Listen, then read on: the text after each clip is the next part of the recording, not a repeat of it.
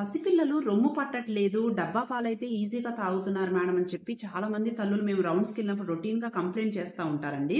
ఇది ఎందుకు జరుగుతుంది అంటే దీన్ని నిప్పుల్ కన్‌ఫ్యూజన్ అంటామనమాట. అయితే పసిపిల్లలకి డబ్బా పాలకిను అంటే ఆ డబ్బాకున్న నిప్పులకి తల్లి నిప్పులకి తేడా తెలీదనమాట. వాళ్ళేం చేస్తారు డబ్బా నుంచి ఏంటి వాళ్ళకి సక్ చేయాల్సిన కష్టపడాల్సిన అవసరం ఉండదు. ఈజీగా అట్లా సక్ చేయగానే వాళ్ళకి నోటి నిండా పాలొచ్చేసేస్తాయి. అదే తల్లి నిప్పుల నుంచి పాలు సక్ చేయాలి అంటే వీళ్ళు కొంచెం బలంగా ఎనర్జీ పెట్టి పాలని నోట్లోకి సక్ చేయాలన్నమాట. దీనివల్ల ఏమవుతుంది ఎవరైనా ఏం చేస్తారు ఈజీగా ఉన్న వర్క్ చేస్తారు, కష్టంగా ఉన్న పని వదిలేస్తారు.